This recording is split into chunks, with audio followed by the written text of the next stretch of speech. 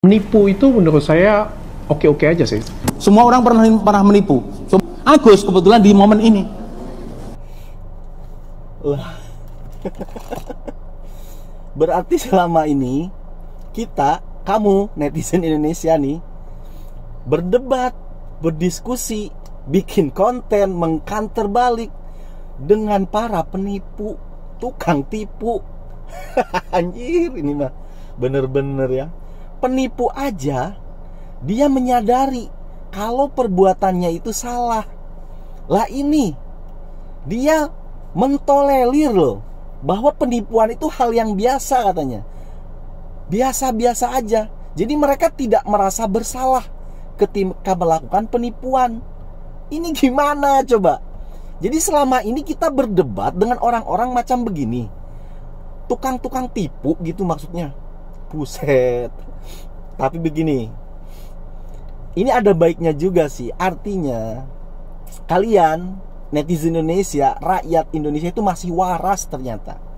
Kenapa saya katakan masih waras? Karena kan mayoritas mendukung Teknopi, mayoritas ya kontra Dr. Richard Lee, ya kan, begitu. Itu artinya rakyat Indonesia itu masih waras, masih tahu mana yang benar, mana yang salah, ya kan. Jadi saya ini berarti kan orang-orang yang mendukung Agus nalarnya di mana? Orang-orang yang tetap ngeyel dukung Richard Lee itu nalarnya di mana? Begitu kan? Statementnya aja begitu.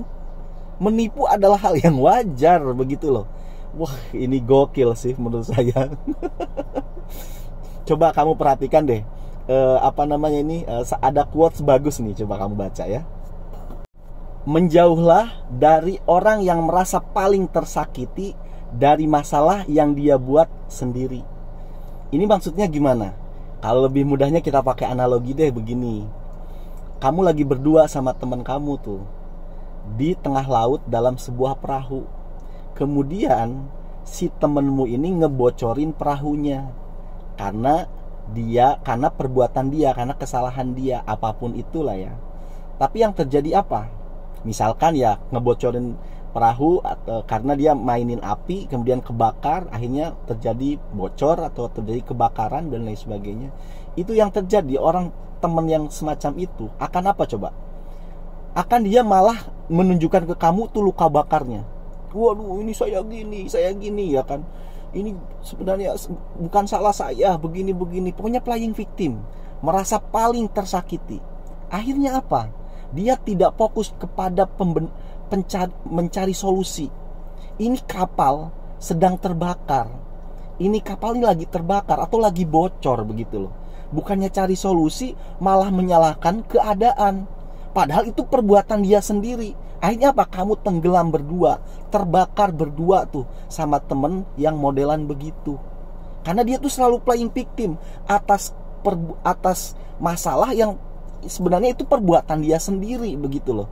Kalau teman yang baik ketika tahu kapalnya kebakaran ya kan, harusnya apa? Cari solusi bareng-bareng. Gimana? Apa disiram bareng atau bagaimana ya kan? Bukan malah playing victim. Ini bahaya. Kalau kamu punya teman seperti ini, baik dalam berbisnis, dalam hal apapun. Karena apa? Akan melupakan solusi. Padahal yang kita cari itu adalah solusi. Coba lihat di kasusnya Agus, ya kan? Masalah itu dibuat dia sendiri gitu loh. Dia kenapa sampai disiram? Karena sifatnya dia, ya kan?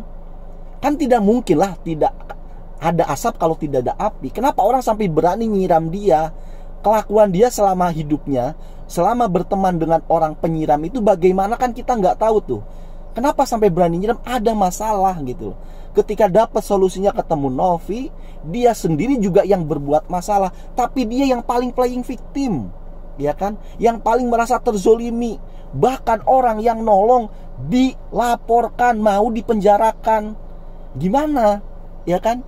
Itu coba kaitannya kan ke sana. Ini tidak akan pernah melahirkan satu solusi. Yang ada makin kacau, ya kan? Kalau bisa-bisa itu tenggelam bareng. Baik Novi ataupun Agus, ini dua-dua berpotensi semuanya tenggelam bareng. Karena apa?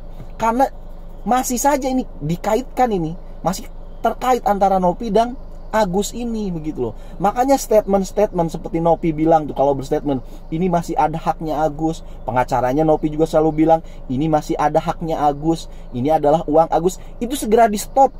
Segera di stop. Udah bilang ini tidak ada hak Agus. Hak Agus ini sudah di petisi nih, ada di petisinya, cuma dapat 10 juta.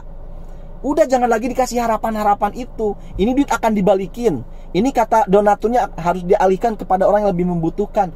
Biar tidak ada keterkaitan lagi nih antara Nopi dan Agus. Karena selagi masih Nopi ini berkaitan terus dengan Agus, ini membahayakan.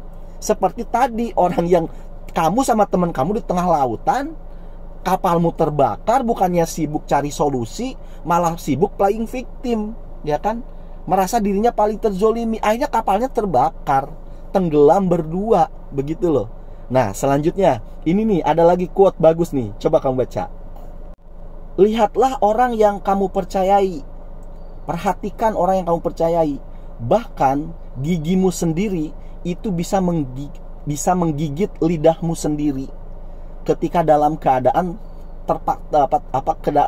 terpaksa ataupun tidak sadar, begitu loh, terdesak, ya kan? Kamu pernah kan lidahmu tergigit oleh gigimu sendiri? Bahkan gigi yang masih ada dalam tubuhmu, dalam kendalimu, jika dalam keadaan terdesak, kamu bisa loh gigit lidahmu sendiri. Apalagi orang lain yang kamu percayai, begitu loh. Nah, ini di sini ada pesan moral buat kita, begitu loh. Coba, ini ya sekali lagi ini saran nih buat Nopi, ya kan? Kalau kamu masih terus aja keterkaitan itu dengan Agus CS, Farhad Abbas CS, ya kan, itu hati-hati. Karena apa? Dalam keadaan terdesak, gigimu itu bisa menggigit lidahmu sendiri, apalagi orang lain. Jadi jangan kamu misalkan Nopi ya berperasaan, ya ampun Agus sudah saya tolong kok malah begini. Gak usah jauh-jauh ke Agus, gigimu sendiri kalau dalam keadaan terdesak, tanpa di luar kesadaran itu bisa gigit lidahmu sendiri, apalagi orang lain, begitu loh. Ini segera nih Nopi nih tegas, udah tegas, itu petisi sudah ada, segera hindari Agus dan teman-temannya Farhad CS, udah tinggalin aja, begitu kan. Selanjutnya masih ada terakhir nih, ini khusus quote ini buat Nopi. Apa itu hidup? Hidup adalah ketika kamu meminta maaf terhadap orang yang telah menusukmu hingga berdarah. Kenapa? Karena darahmu menetes kepada kakinya. Bayangkan, itulah hidup. Saking ya mungkin tidak adil lah, ya kan, tapi itulah hidup yang harus kita hadapin, begitu loh. Kita harus meminta maaf terhadap orang yang menzolimi kita, menusuk kita. Kenapa? Karena darah kita mengalir ke kakinya dia. Kok gak adil banget hidup? Ya memang begitu, begitu loh. Kita kembalikan kepada Nopi. Bayangkan, dia yang nolong Agus, dan Agus lah yang akan memenjarakan Novi. Wong Agus aja bisa memaafkan penyiramnya, si Aji dimaafkan kan sama Agus. Dalam podcastnya itu udah saya maafin katanya kan, tapi hukum tetap berjalan. Lah orang yang nolong, ya kan, malah mau dipenjarain sama Agus. Ya itulah hidup, bro. Saking ya kalau dikatakan tidak adil, ya tidak adil, begitu loh. Cuma hindarin.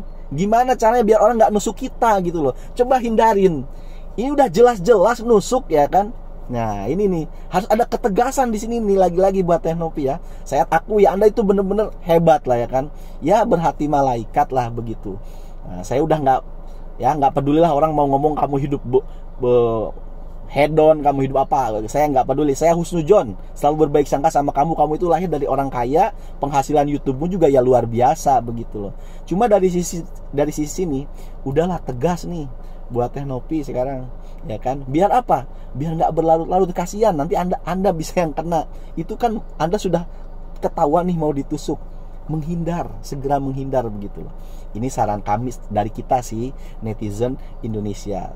Tapi kita tetap berada di barisan Anda, Nopi, karena kita tahu secara feeling hati kita membaca Anda tetap orang baik. Terima kasih.